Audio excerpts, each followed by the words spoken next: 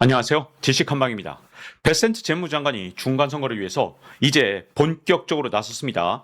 온갖 꼼수를 쓰면서 미국의 10년물, 30년물 장기 국채를 끌어내기 시작했는데요.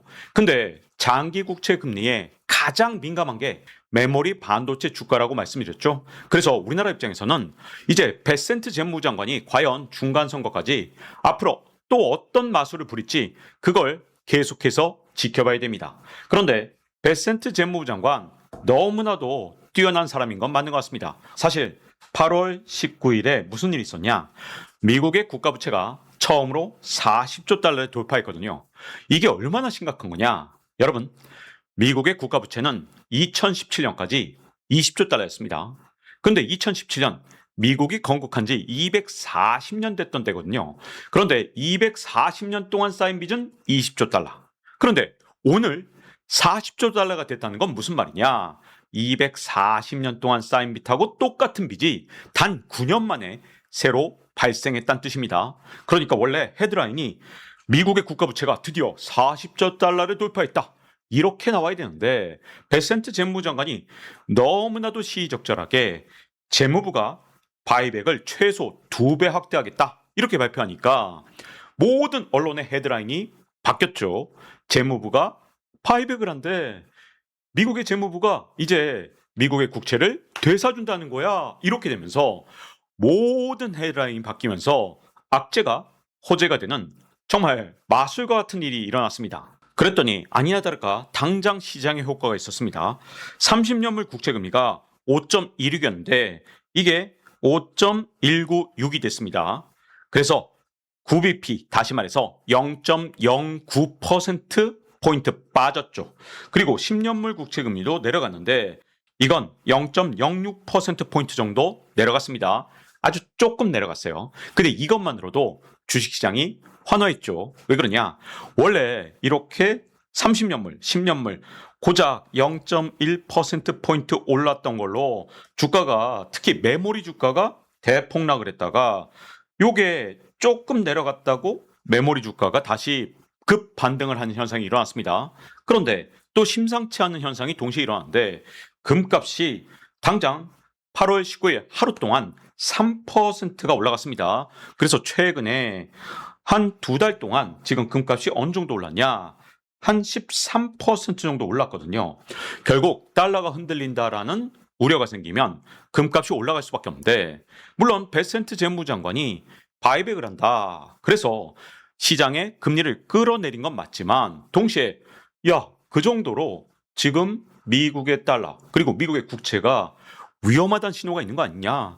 베센트 재무장관이 온갖 꼼수를 내놓는 거 보니까 아무래도 불안하다라는 생각 때문에 지금 금값이 급 반등을 시작한 겁니다. 자, 제가 바로 지난 편 어제 뭐라고 말씀드렸냐. 금리가 오르니까 미국의 주가는 잠잠했거든요. 그런데 메모리 주가만 크게 떨어졌습니다. 어느 정도 떨어지냐? 금리가 한 0.1%포인트 올랐더니 이것만으로 메모리 주가는 7에서 9% 정도 떨어졌거든요. 그런데 이번에는 금리가 0.05%포인트 정도 낮아졌더니 이것만으로 메모리 주가가 8에서 12% 장중에 오르고 있습니다. 그 정도로 지금 메모리 반도체 주가는 미국의 국채 금리에 아주 민감하게 반응하고 있죠. 물론 오늘의 주가 반등은 SK 하이닉스가 주주 환원을 발표한 것도 있긴 하지만 여기에다가 더 더해진 게 뭐냐? 바로 미국의 국채 금리가 안정되면서 아주 결정적인 역할을 하고 있는 거죠. 그래서 우리나라 메모리 반도체 투자자들한테 정말 중요한 건 과연 베센트 재무부 장관이 이 방법, 똑같은 방법으로 금리를 계속 누를 수 있는가? 이게 가장 중요하거든요. 그리고 그 기간이 중간선거 11월 3일입니다. 이때까지 가능한 것인가? 이것도 굉장히 중요하고요. 과연 11월 4일 선거 이후에도 이게 가능하냐? 이걸 두 가지로 나눠서 따져볼 필요가 있습니다. 자, 그러면 도대체 이 바이백이라는 게 뭔데 이게 메모리 반도체 주가를 이렇게 다 일제히 급등시킬 정도로 중요한 거냐? 바이백은 빚을 갚는 게 전혀 아닙니다. 어떻게 하느냐? 시장에서 이 미국의 재무부가 장기 국채를 사들입니다. 그런데 미국의 국가 부채는 지금 그냥 초 단위로 계속해서 늘어나고 있거든요. 이렇게 빚이 엄청 늘어나는 빚쟁이 미국이 과연 어떤 돈으로 장기 국채를 사들이겠습니까? 당연히 빚을 내서 국채를 사는 겁니다. 되게 웃긴 거죠. 그러니까 빚을 되갚기 위해서 그 돈만큼 새로 국채를 더 발행하는데, 다만 만기가 달라요. 단기채를 왕창 발행해서 장기채를 사들이는 방법, 이게 바로 미국의 최근의 바이백입니다. 그래서 빚의 총량은 그대로인데 만기가 자꾸만 짧아집니다. 근데 만기가 짧아지는 건 사실 좋은 게 아니죠. 빚을 낼 때 10년, 30년 이렇게 빌려놔야 안심할 수 있는 건데, 한 달짜리, 석 달짜리 이렇게 짧은 걸로 빚을 계속해서 롤오버하는 그런 상태, 이게 바로 미국의 상황이거든요. 그런데 문제가 뭐냐?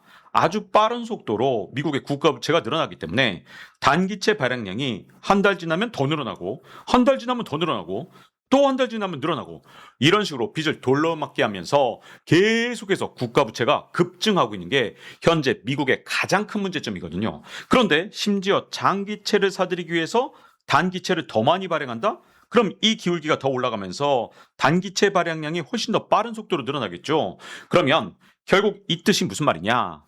빚을 갚기 위해서 빚을 내는데 짧은 만기로 내고 있다.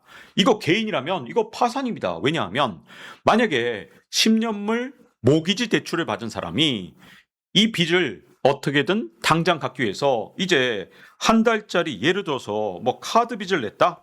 이게 말이 되는 겁니까? 아마 개인이라면 이건 망하는 건데, 문제는 미국 정부라는 전 세계에서 가장 믿을 만한 그런 주체가 점점 만기를 짧게 가져가니까 아직까지 미국은 이게 통하는 거죠. 그래서 원래는 이런 짓을 하면 안 되거든요. 장기로 잘 빌려놓은 걸 단기로 한 달짜리 한 달짜리 계속해서 10년짜리 산다. 그러면 이거는 원래 정상적인 금융 활동이 아니죠. 그래서 원래는 바이백이 언제 시작됐냐? 2000년에서부터 2002년까지, 이때는 정상적인 바이백이었습니다. 당시의 대통령 클린턴 대통령 때 미국에서 오래간만에 재정 흑자를 봤거든요. 그래서 당장 이 10년물 국채 이런 걸 마구 사들였습니다. 왜? 그때는 재정 흑자이기 때문에 돈을 벌어서 빚을 갚았던 거죠. 여러분, 돈을 많이 벌었다? 당연히 빨리 빚을 갚는 게 현명한 행동이잖아요. 그래서 원조 바이백은 언제부터였냐? 클린턴 대통령 때 돈을 벌어서 바이백을 했던 겁니다. 그런데 2024년 누가 바이백을 부활시켰냐? 바로 옐런 전 재무부 장관이죠. 꼼수를 쓰기 시작한 거 옐런이 시작한 겁니다. 그래서 해마다 적자가 2조 달러일 때 빚을 내서 바이백을 했습니다. 그렇게 옐런이 하니까 그때 당시에 공화당에서 엄청 옐런을 비판했거든요. 그런데 이번에 공화당이 집권당이 된 상태에서 20년 8월에 이 바이백을 또 엄청 확대했으니까 결국 공화당이 야당일 때는 비판하다가 자기들이 여당이 되니까 이제 이런 이상한 행동, 다시 말해서 안정적인 장기 국채를 굳이 한 달짜리, 석 달짜리 이런 단기채로 바꿔나가는 작업을 현재 하고 있는 거죠. 그래서 베센트 재무부 장관이 어떻게 한 거냐? 8월 초에 이미 총액 한도를 늘렸습니다. 원래 300억 달러였는데 베센트 재무장관이 요거 중간 선거까지 어떻게든 좀 더 바이백을 많이 하기 위해서 한도를 380억 달러로 늘려놨고요. 그런 다음에 8월 19일 긴급하게 어떻게 했냐? 40조 달러라는 진짜 천문학적인 국가 부채를 발표하면서 이제 바이백의 규모를 회당 20억 달러에서 40억 달러로 2배를 늘렸고요. 그리고 바이백의 횟수도 2배로 늘렸습니다. 다시 말하면 회당 바이백을 2배, 횟수를 2배 곱하기를 해야죠. 2 곱하기 2니까 4배로 늘렸다는 겁니다. 그런 다음에 뭐라고 말했냐? 11월 4일까지 유지하겠다. 야, 이거 진짜 대놓고 선거에 개입하겠다고 한 것과 다름이 없습니다. 왜냐? 선거가 11월 3일에 있거든요. 그런데 11월 4일까지 이 바이백 규모를 유지하겠다. 이건 중간 선거까지 이 장기 금리를 억지로 끌어내리겠다는 거죠. 베센트 재무장관이 이렇게 대놓고 꼼수를 쓸 수밖에 없었던 이유가 뭐냐? 사실 8월 18일 날 무슨 일이 있었냐? 바이백을 20억 달러 했습니다.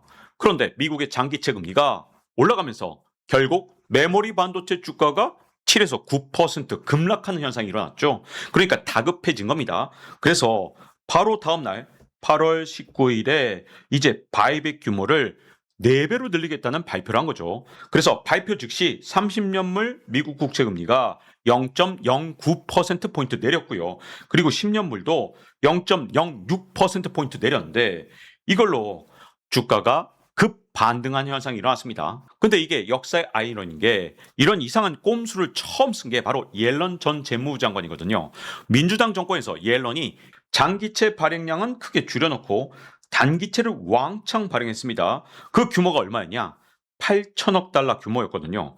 그래서 당시에 스티븐 미란 또는 루비니 같은 사람들이 이걸 맹비난을 했습니다.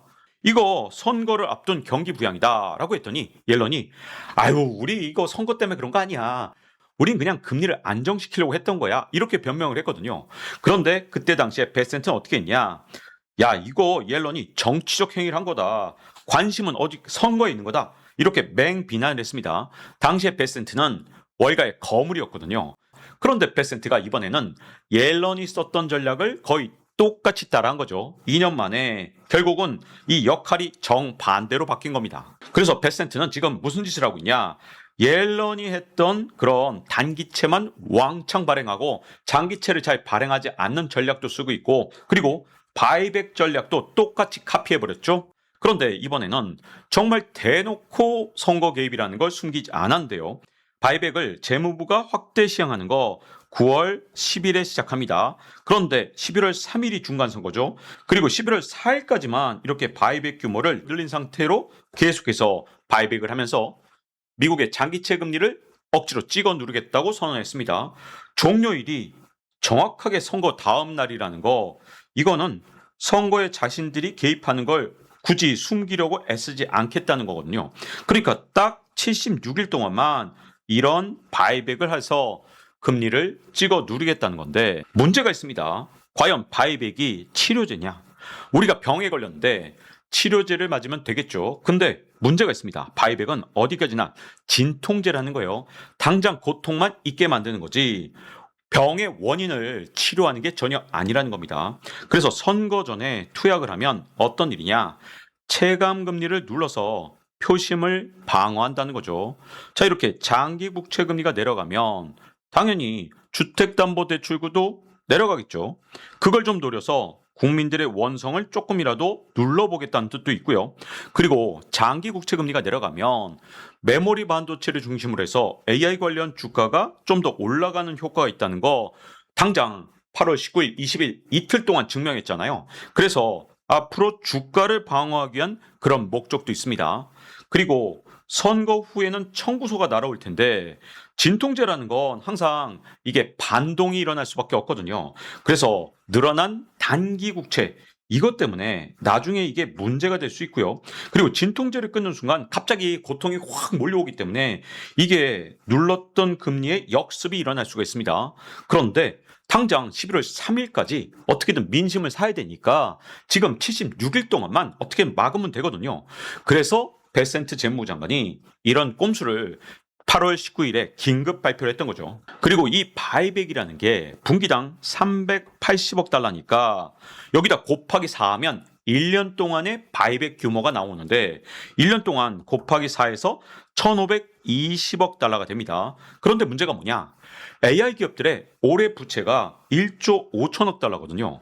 그러니까 AI 기업들의 부채만 10배가 됩니다. 더군다나 미국의 국가 부채는 한 해 2조 달러씩 늘어나요. 그러니까 바이백 규모는 미국의 AI 기업들의 부채 또는 미국의 1년 동안 늘어나는 국가 부채에 비하면 별로 큰 편이 아니거든요. 그래서 시장을 완전히 뒤바꿀 수 있는 치료제가 아니라 진통제라고 말씀드렸던 겁니다. 그러면 많은 분들이 궁금해하실 거예요. 아니 그까짓 거 선거 전에 바이백 하는데 왜 380억 달러로 분기에 한정을 해놨어? 그냥 2천억 달러, 3천억 달러 하면 되는 거 아니야? 라고 질문하신 분들이 있을 것 같아서 380억 달러로 눌러놓은 이유를 말씀드리겠습니다. 벨센트 입장에서도 이거 규모를 왕창 늘려서 그냥 미국의 10년물, 30년물 국채 금리를 3%대로 막 끌어내리고 싶겠죠. 근데 이게 왜 안 되느냐? 결국 바이백 규모를 늘리려고 하면 단기채를 훨씬 더 많이 찍어야 되는데 그러면 단기채 금리가 발작을 할 수 있습니다. 원래 단기채 금리가 발작하는 게 사실 더 위험하거든요. 2007년 글로벌 금융위기 바로 직전에 어떤 일이 있었냐? 단기채 금리가 갑자기 발작적으로 폭등을 했는데 그러고 나서 글로벌 금융위기가 일어났습니다. 그 뒤에 단기채 금리가 발작만 하면 그때 당시에 트라우마가 떠오르기 때문에 금융당국에서 바짝 긴장을 합니다. 여기서 갑자기 분기당 380억 달러가 아니라 뭐 3,800억 달러를 개입한다. 그러면 신뢰 자체가 흔들립니다. 야, 미국의 국채 상황이 얼마나 심각하길래 야, 쟤네들이 380억 달러로 안 되나 봐. 쟤네들 3,800억 달러 한 거 보니까 이거 진짜 큰 문제가 생겼네. 이렇게 시장이 거꾸로 반응할 수가 있기 때문에 진짜 한계까지 늘려놓은 게 380억 달러다. 이렇게 볼 수 있고요. 그리고 달러 창고에도 결국 한도가 있습니다. 그래서 앞으로 과연 베센트 재무부 장관이 금리를 계속 찍어 누를 수 있냐? 이게 굉장히 중요한데요. 일단 선거까지 그게 먹히려면 앞으로 이 실탄을 계속 추가할 수 있냐? 이 부분이 굉장히 중요한데 자, 시장에 일단 선언을 하니까 미국의 10년물, 30년물 국채 금리가 내려오긴 내려왔습니다. 그런데 굉장히 조금 내려왔어요. 그러다 보니까 나중에 선거 전에 76일 동안 튈 수가 있겠죠. 그러면 과연 베센트 재무부 장관이 이번에 40억 달러로 늘려놓은 거 이걸 더 올릴 수 있겠냐? 이 여력이 있느냐 없냐가 굉장히 중요할 거고요. 그리고 아무리 베센트가 노력을 해서 금리를 떨어뜨려 놔도 이란 전쟁이 훨씬 더 치열해진다고 나오게 되면 그러면 유가가 올라가고 그때마다 물가 우려가 나오면서 결국 미국의 10년물, 30년물 국채 금리가 올라가는 거 보셨잖아요. 그래서 유가와 이란 전쟁이 76일 동안 얼마나 안정되느냐 이것도 굉장히 중요하고요. 그리고 9월에 FOMC 과연 어떻게 할 것이냐 이것도 중요합니다.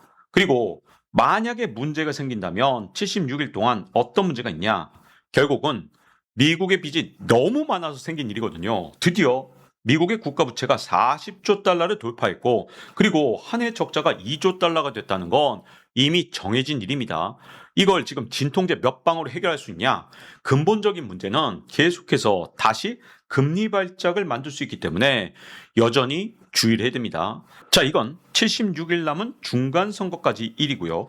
그러면 11월 5일부터는 어떻게 될 거냐? 당장 베센트 재무장관도 11월 4일까지만 한다 그랬습니다. 왜 그러냐? 이 바이백을 계속하다 보면 단기채 발행량이 늘어나게 되고 그러면 미국의 MMF 시장에 문제가 생깁니다. 미국의 단기채를 사주는 건 결국 MMF인데 단기채 물량이 늘어나게 되면 MMF 시장에서 단기채를 전부 다 소화할 수 없게 되거든요. 그래서 11월 4일까지만 진짜 마지못해서 거기까지만 하겠다고 한 거예요. 그러면 11월 4일 이후에는 과연 어떻게 될 거냐? 아마도 베센트 재무장관도 이렇게 바이백을 많이 한 다음에 금융시장이 어떻게 될지 모르니까 그때 상황을 보고 판단하겠다라고 한 겁니다. 단기채를 이렇게 많이 발행하게 되면 이거 미국 시장에 아무리 돈이 많다 하더라도 미국의 MMF 이 시장이 당해낼 수가 없어요. MMF 시장에서 돈의 씨가 마르게 되면 어떻게 되느냐? 여러분 미국의 기업들은 MMF 시장에서 단기 기업 자금을 끌어당깁니다. 근데 이거 국채로 돈이 다 가버리면 어떻게 되느냐? 미국 기업들이 단기로 돈을 빌릴 수 있는 곳이 없어지거든요. 그래서 이게 미국 기업으로 위기가 옮겨붙을 수 있기 때문에 단기채 발행 11월 5일부터는 쉽지 않습니다. 그럼 어떻게 되느냐? 이때부터는 결국 장기채를 정상적으로 발행해야 되거든요. 그래서 76일 동안도 문제지만 11월 5일부터는 장기채 물량이 늘어날 수밖에 없고요. 여기서 무슨 기적 같은 일이 일어나지 않으면 장기채 금리가 올 연말에 더 올라갈 가능성이 높습니다. 그래서 지금 베센트 재무장관이 한 일이 뭐냐? 스프링을 더 눌러놓은 거죠. 지금 스프링을 눌러놓은 상태에서 11월 5일까지만 버텨보자 라는 생각이기 때문에 11월 5일부터는 스프링이 갑자기 튀면서 어떤 일이 일어날지는 이거 중간 선거가 끝난 다음에 두고 봐야 될 것 같습니다. 그래서 당장 선거 전까지 뭘 보는 게 중요하냐? 과연 10년물 국채금리, 30년물 국채금리 이거 베센트 재무부 장관이 8월 20일은 눌러놨지만 문제가 뭐냐? 이거 미국의 전체 국가 부채가 40조 달러를 넘어섰다. 이 사실 자체는 변함이 없거든요. 그래서 언제든 76일 남은 기간 동안에도 미국의 10년물이나 30년물 국채 금리가 올라간다. 그러면 위험 신호로 보는 게 좋습니다. 이미 굉장히 높은 상태이기 때문에 방향성이 중요해요. 올라가는 방향으로 간다. 이 자체가 위험 신호고 내려가야 안심할 수 있는 거죠. 그리고 금값이 다시 튄다. 이것도 문제입니다. 왜냐하면 눌린 금리를 가장 먼저 눈치채는 자산이 바로 금값이라고 볼 수 있고요. 그리고 무엇보다 중요한 건 결국 중간 선거 끝난 다음에 과연 베센트 재무부 장관의 남은 카드가 있겠느냐? 이게 굉장히 중요하겠죠. 남은 카드가 있다면 저는 다 쓸 것 같아요.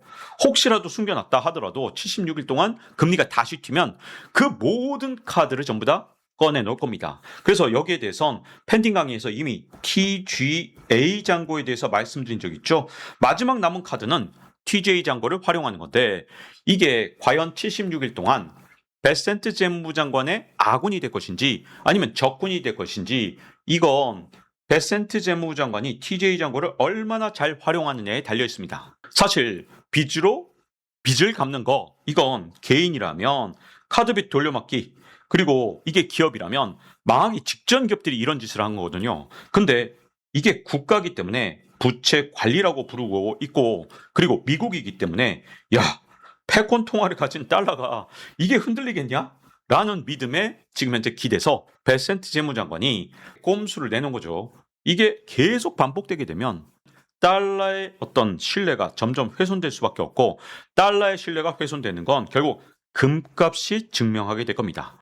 그래서 지금 글로벌 금융의 상황이 정말 시시각각 달라지고 있죠. 사실 2차 대전이 끝난 다음에 패권 통화로 완벽한 자리를 차지했던 달러의 위상이 아주 조금씩 흔들리고 있습니다. 그 증거가 이제 미국의 국채 금리가 걷잡을 수 없이 상승하는 형태로 나타났고요.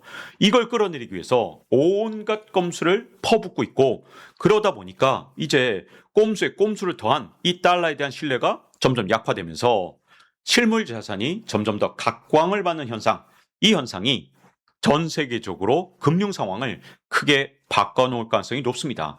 자, 이제 박종원의 지식한방 마칠 시간이 됐습니다. 다음 시간에 뵙겠습니다.